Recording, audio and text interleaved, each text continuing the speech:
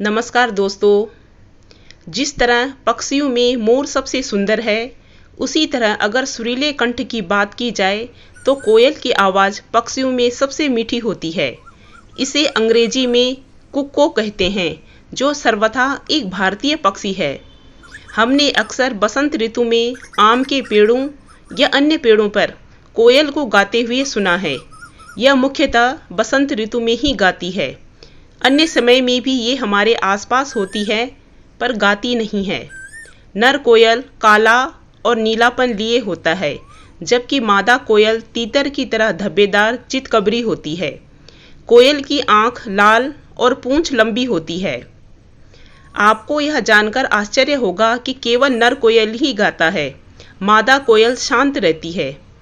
ये एक शर्मीला पक्षी है जो अक्सर पेड़ों की पत्तियों में छुपे होते हैं। ये जमीन पर बहुत कम उतरते हैं। कीड़े मकोड़े व फल ही इनका भोजन है।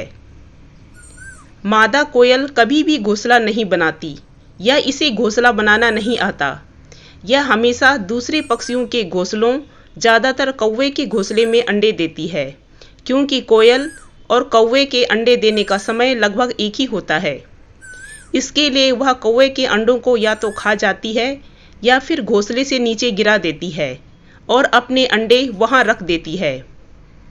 अंडों में बहुत अधिक समानता होने के कारण कौवा कभी भी समझ नहीं पाता और वह कोयल के अंडों को अपने अंडे समझकर सेंकता रहता है। करीब 12 दिन बाद इन अंडों से बच्चे निकल आते हैं।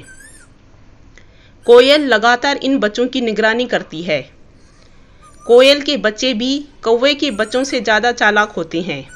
ऐसे में वे कभी कभी कौवे के बच्चों को घोंसलों से नीचे गिरा देते हैं। इसीलिए कोयल को मीठे स्वर वाला चालाक पक्षी भी कहते हैं। कोयल के मीठे स्वर की तुलना कई फिल्मों व कविताओं में हुई है। यह झारखंड का राज्य पक्षी भी है। इसका जीवन काल 4 से 6 वर्ष तक ही होता है। इसे बसंत ऋतु का अग्रदूत भी कहते हैं। कोयल और कौवा दिखने में एक समान होते हैं, पर जहाँ कोयल का स्वर बहुत मीठा होता है, वहीं कौवे की कर्कश ध्वनि के कारण उसे कोई भी पसंद नहीं करता और लोग उसे दूर भगाते हैं। अपने मीठे स्वर के कारण कोयल पक्षियों की रानी कहलाती है।